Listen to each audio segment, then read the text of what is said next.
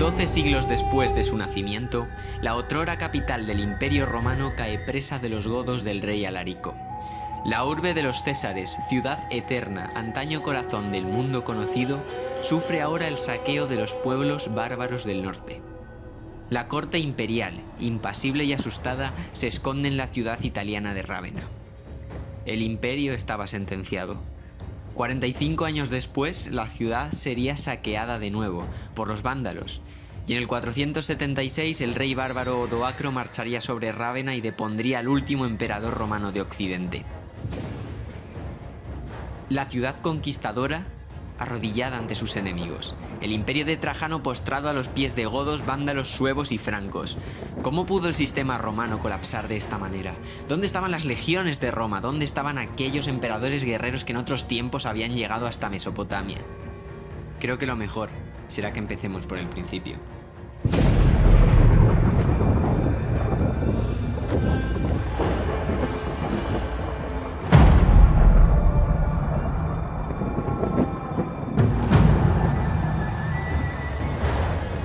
El saqueo del año 410 no había sido el primero. 8 siglos antes, cuando Roma estaba aún dando sus primeros pasos en el complejo mundo mediterráneo, los galos senones se adentraron en territorio etrusco y saquearon la ciudad.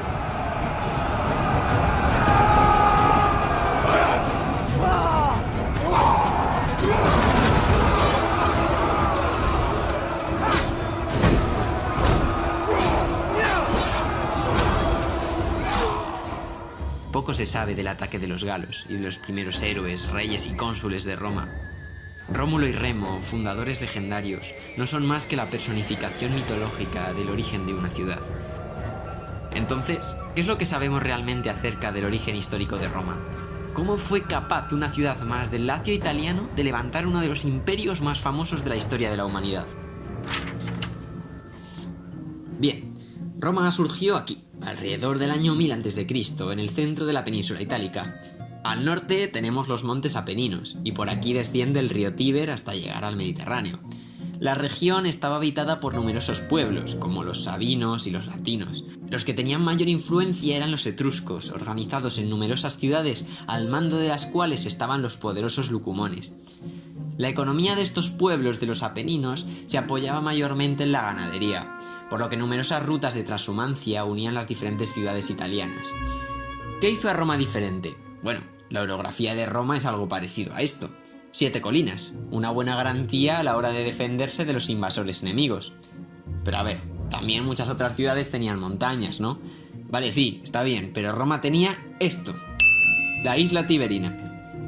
A partir de este punto, el río se vuelve navegable y puedes transportar mercancías desde el mar. Y había una mercancía de la que Roma disponía abundantemente y que los pueblos ganaderos de las montañas necesitaban. El oro, la plata... No, el vino tampoco, la sal. Necesitaban sal. En la desembocadura del Tíber había salinas y la sal llegaba a Roma y de ahí a los Apeninos a través de la vía salaria. Su situación era privilegiada. Los romanos habían tenido suerte. La geografía, al menos por ahora, estaba de su parte. En el sur de Italia había numerosas colonias griegas. Los colonizadores fueron llegando poco a poco, asentándose en la costa y fundando ciudades. Pronto las rutas comerciales se fortalecieron en toda Italia, y los romanos adoptaron gran parte de las raíces culturales de sus vecinos itálicos y griegos. Y poco a poco, Roma creció, y comenzó a mirar a sus alrededores, y la enfermedad imperialista la consumió, y las guerras estallaron. Cuando los galos llegaron del norte, la ciudad recibió un duro golpe, pero sus habitantes se levantaron de nuevo, y la maquinaria romana se puso a trabajar de inmediato. Italia, Córcega, Sicilia, Cerdeña, Iliria, África, Grecia, Hispania, Anatolia, Galia, Siria, Egipto. La República Romana se había puesto en marcha, y durante 400 años se expandió, primero por Italia y luego por todo el Mediterráneo.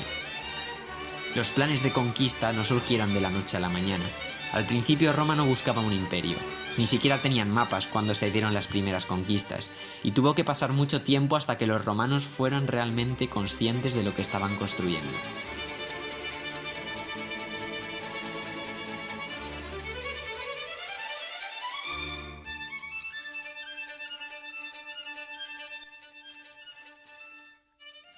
Tras expulsar a los reyes en el siglo VI a.C., la aristocracia patricia se había hecho con el poder en la nueva república. Los plebeyos quedaron inicialmente al margen, pero poco a poco se lograron concesiones.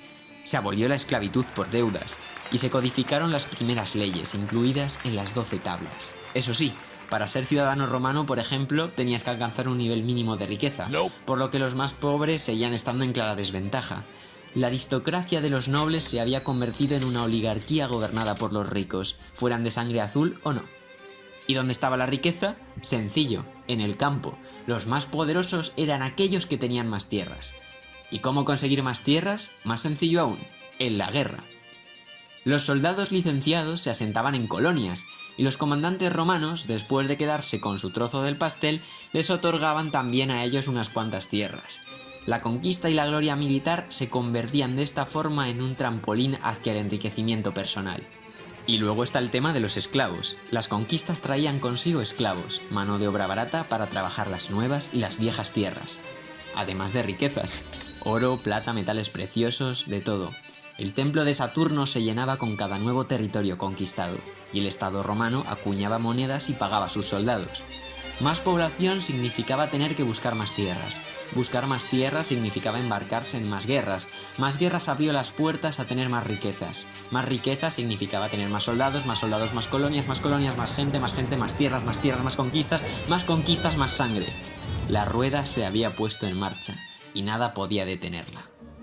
Galos, samnitas, cartagineses, macedonios, seleucidas, egipcios.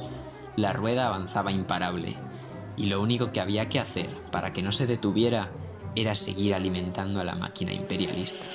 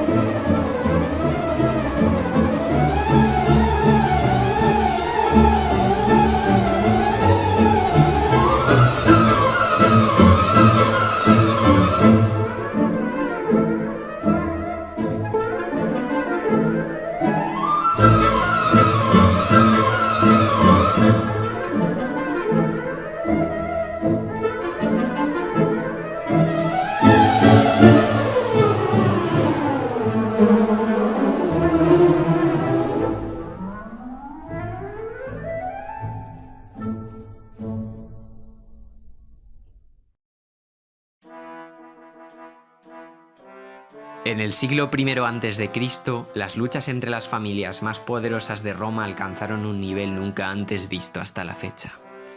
Estallaron guerras civiles de consecuencias devastadoras, y de las cenizas se erigió Augusto, el primer ciudadano de Roma. A partir de este momento, la República Romana pasaría a estar gobernada por emperadores. Pero las conquistas no se detuvieron. Ahora los emperadores buscaban legitimar su poder de la misma forma que lo habían hecho los cónsules republicanos. La gloria se alcanzaba mediante el sometimiento de pueblos extranjeros. Sin embargo, algo estaba cambiando. Ya no valía eso de saquear y expoliar todo el territorio de forma indiscriminada. Ahora había que romanizar a los pueblos extranjeros. Augusto quería convertir los territorios imperiales en territorios de producción. Fue un siglo después, con el emperador Trajano, cuando se dio el periodo de mayor extensión del imperio, a principios del siglo II después de Cristo. Trajano conquistó este territorio de aquí, la Dacia, que era una zona con importantes depósitos de oro. Pero ahora tenemos un problema. Se nos acaba el mapa. Y lo digo en serio, porque la máquina sigue hambrienta. Al sur, el desierto del Sáhara. A ver quién va a querer conquistar eso. Y al norte, los bosques de los germanos.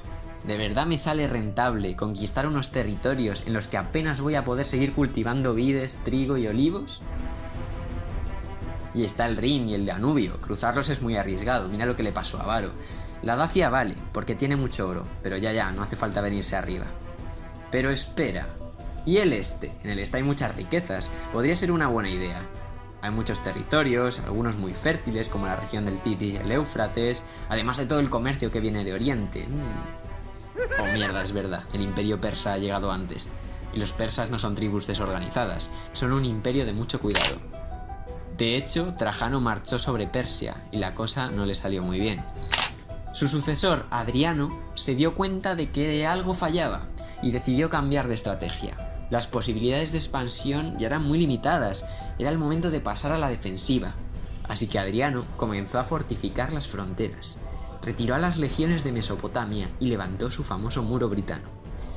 Pero dejar de alimentar a la máquina imperialista iba a tener sus consecuencias.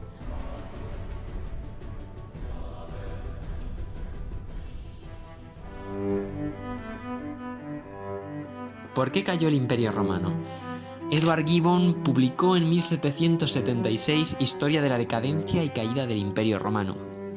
El historiador británico, un hombre ilustrado, asociaba los males de los romanos a la pérdida de sus valores y a la cristianización del imperio. Por culpa de la Iglesia y de los bárbaros, Europa abandonó la cultura grecorromana y se sumió en la oscuridad medieval. A día de hoy sus argumentos han sido refutados por los historiadores, pero el libro goza de gran prestigio al ser la primera gran obra historiográfica moderna sobre la antigua Roma. De hecho, algunas de sus ideas se mantienen vivas en la sociedad de la modernidad. Cuando pensamos en la caída del Imperio Romano, pensamos en el desmoronamiento de la civilización clásica, en el comienzo de los siglos oscuros. Pensamos en Atila, en los hunos, en los bárbaros, en los aqueos, en la guerra, en los godos.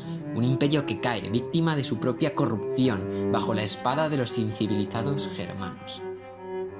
En los próximos vídeos continuaremos donde lo hemos dejado, porque después de la época de los grandes emperadores, después de Trajano, Adriano y Marco Aurelio, Roma entraría en crisis. Ni siquiera el imperio de los Césares estaba preparado para enfrentarse a lo que estaba por venir. Nadie puede luchar contra el devenir de la historia. Ni reinos, ni imperios, ni civilizaciones. Ni siquiera la misma Roma.